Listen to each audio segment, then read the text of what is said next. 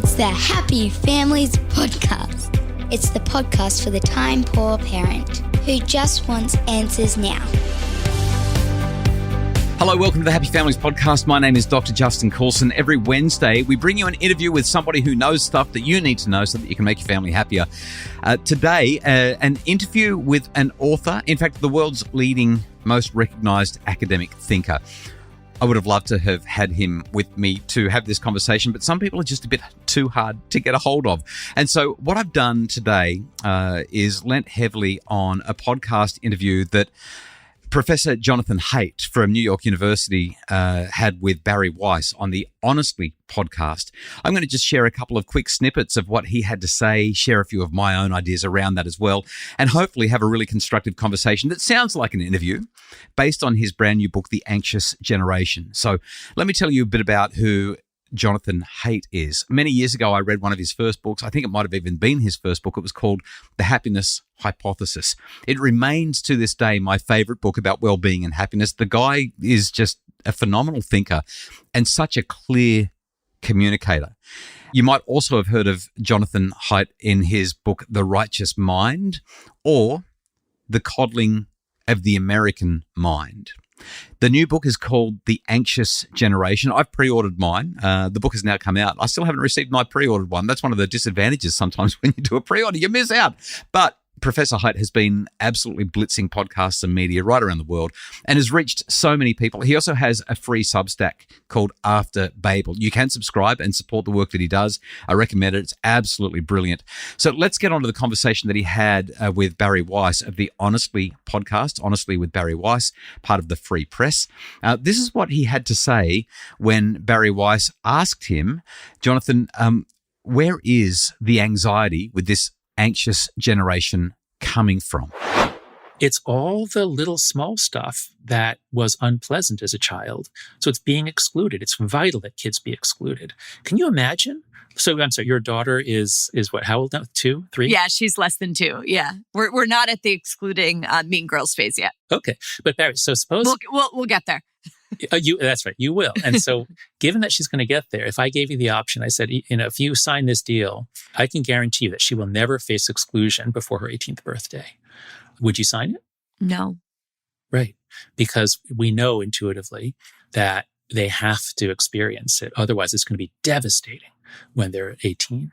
And it's the same thing for, let's say, losing. It's very important that children lose a lot in competitive games. Now, I remember when my kids were young, it was very painful for them to lose. They would sometimes get upset. But after a while, then they just, then they get used to it. And now you can have a lot more fun because they know, we're going to play 20 games and I'm going to lose a bunch of them and win a bunch of them.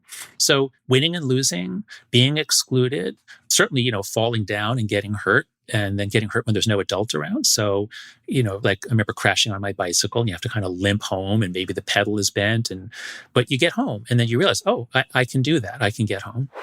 I really love this conversation. The idea that there are healthy stresses in the environment. Now, we've got pretty good research that shows that if we experience way too much stress at a developmentally inappropriate age or just in an inappropriate way, that stress can lead to negative outcomes. But that's not what he's talking about here.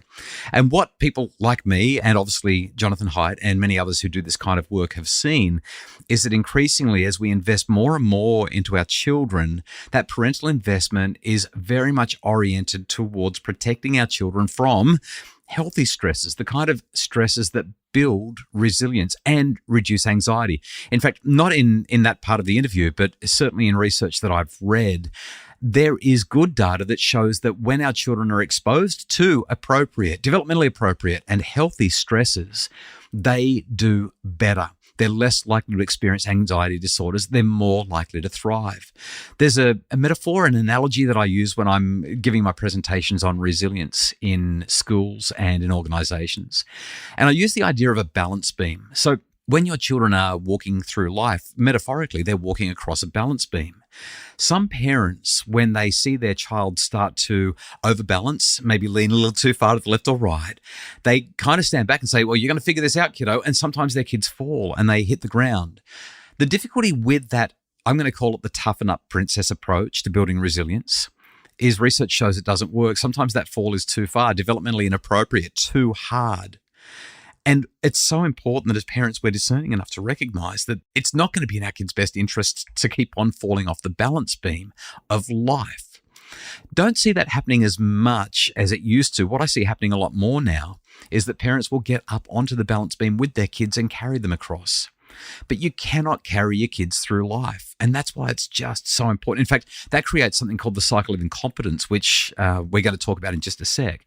What I encourage parents to do is to walk alongside their children as they're up on that beam. And as their child starts to overbalance, it's completely appropriate to put your hand up on their leg, on their thigh, and say, hey, just lean on me for a second while you regain your bearings, regain your balance.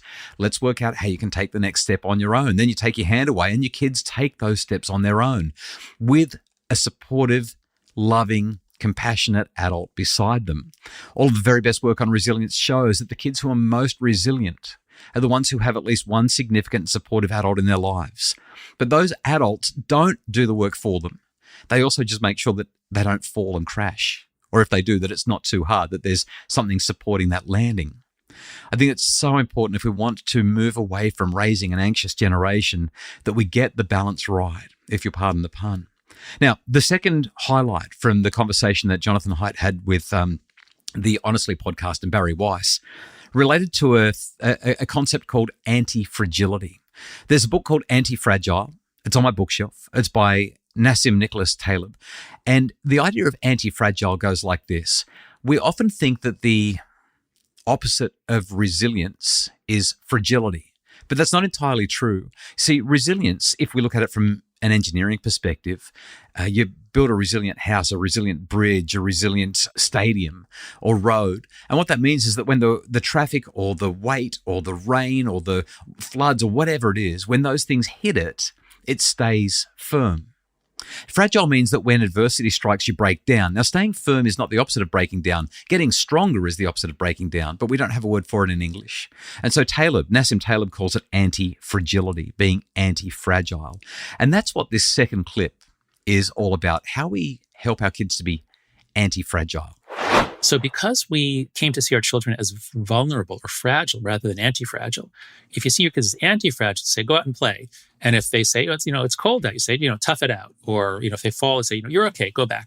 So that's what you would do if you think kids are anti-fragile. But if you think kids are fragile, you're going to never leave them unsupervised, which means they never learn to work things out for themselves. And you're going to swoop in at this first sign of trouble.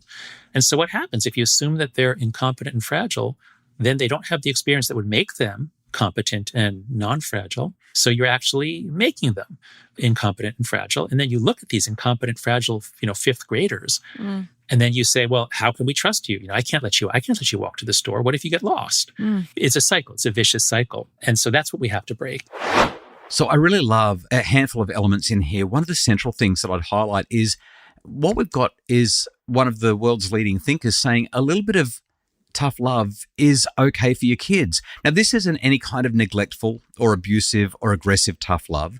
Rather, it's acknowledging that the everyday bumps and scrapes of life can be gotten over by our children, and we shouldn't make too big a deal of them. The more we make their emotions king, and the more we make their discomfort a problem that needs to be fixed, the less anti-fragile, the more fragile they become, and the more we perpetuate that cycle of incompetence. We need to get comfortable with our kids being uncomfortable in an understanding, appropriate, caring, compassionate way. But we still need to say, and I'll do this all the time when my kids, when they've hurt themselves, I'll say, oh, kiddo, that looks like it really hurt. Come and give me a hug. I'll give them a hug. And then I'll say, all right, off you go. It looks like you'll be okay now. So there can still be that kindness and that warmth, that nurture, that relatedness, the mattering and belonging. That's all part of it. But ultimately, we're saying, I have faith in your ability to figure this out and to move ahead with it. As we encourage our kids to become more competent, they get out of that cycle. But we need to understand why we are uncomfortable. What is it in us that's causing us to be so uncomfortable with our children experiencing hardship, difficulty, challenge? As we get comfortable with them having that difficulty and having that growth, they're much more likely to figure this out. In just a sec, we're going to talk about how the adolescent brain changes during the teen years and the impact of social media on those changes. It's the Happy Families podcast.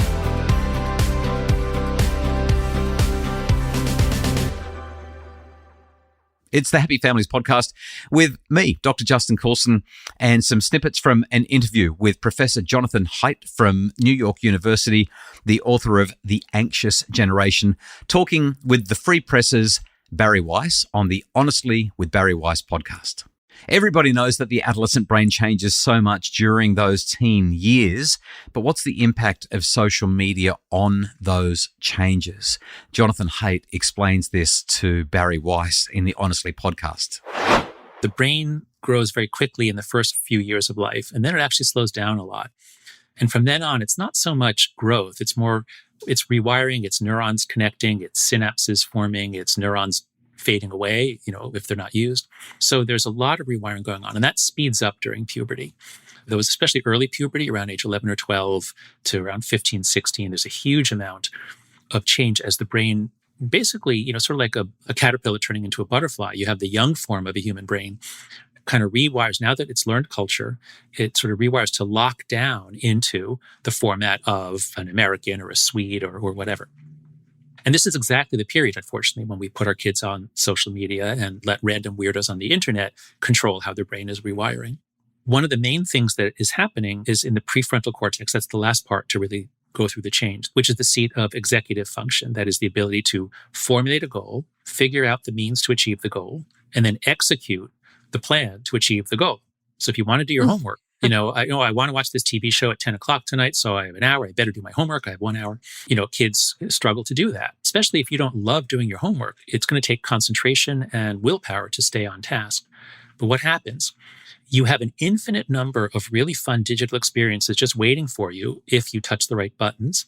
But it's much more than that because you don't have to touch the right buttons. The pop-ups are going to be popping up saying, come play, come out, come look what someone just said about you. So they're getting, I think on average now, 250 notifications a day is what American teens now get. That's 250 times a day that their attention is interrupted. Most of them don't put it on a focus mode. They just take it as normal, that any company that wants to take some of their attention can just take it. So it was always hard for teens to focus and do their homework or do anything. But doing that gives you practice in doing it. And if you do it repeatedly, you're actually helping your brain to develop good executive function. So what would happen if you have a teen who never gets to practice that? They literally never get an hour without an interruption. I think it could lead to permanent decrements in their ability to function as an adult. I think that it's important to highlight that we don't know yet. It's still too early, but it's a reasonable supposition that Jonathan Haidt identifies here. 250 notifications a day. I've watched my kids and how much their phones ding, and my kids are pretty light on compared to what I see in other places. This point about practicing ignoring, helping kids to recognize that they don't have to respond to every message the second it comes through, that they can leave things on read or even on unread for more than 5 or 10 minutes, in fact, for an hour or two. Letting them sit with that, letting them learn how to do that is such a vital skill, and it will be good for their well-being. So the last thing that I'm going to share with you as we wrap up this really important conversation from Jonathan Haidt and what's going on in his book, The Anxious Generation, why our kids are struggling so much. We're going to talk about this idea of social media addiction. When I wrote my book, 10 Things Every Parent Needs to Know, I made it really clear that addiction is a bit of a funny word in psychological terms, and most of the time researchers try to avoid it unless they're genuinely talking about addiction. The more appropriate term, which Haidt will mention in just a sec, is problematic internet use. And I wrote an entire chapter about this idea and even included, with the permission of the author of the scale, a way of measuring whether or not your child is experiencing problematic internet use.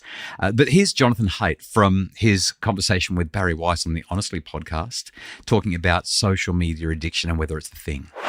The better term to use is what they call problematic use. So, if you're spending 4 hours a day on Instagram, but you're still seeing your friends, you're still getting good grades in class. It's a time suck, but you can't say that it's interfering with basically love and work, the two areas that psychologists look at, love and work, basically relationships and either, work or schoolwork. So if you're doing fine on those, well, okay, then maybe it's your choice. But wherever we look, the numbers come out between 5 and 15% as having problematic use. So video games are tremendous fun. Boys really defend them and they don't want them taken away. But it turns out about 5 to 15% have problematic use where they can't stop. They're surly with their parents. If they're deprived for a day or two, they get really surly and maybe even aggressive. It's interfering with their schoolwork, with their ability to function with friends.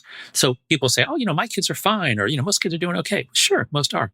But can you think of any consumer product in the world where if there was a 1 in 10 chance that your kid uses it, they're going to get hooked and have problematic behavior to the point where it's going to interfere with other life domains? And if they do it for 2 or 3 hours a day over many years, it could change their brain development. Is there any other product that we would ever let our kids use? So that's the way I think about it. He's such a great communicator. That final point brings it home. It's one thing to say there's 5 or 10% of kids who have this challenge, but when you talk about creating a product and allowing them to use it, knowing that, it really shifts the conversation. I think this book is going to be one of the most important books to be published this year. If you haven't ordered it already, it's called The Anxious Generation by Jonathan Haidt.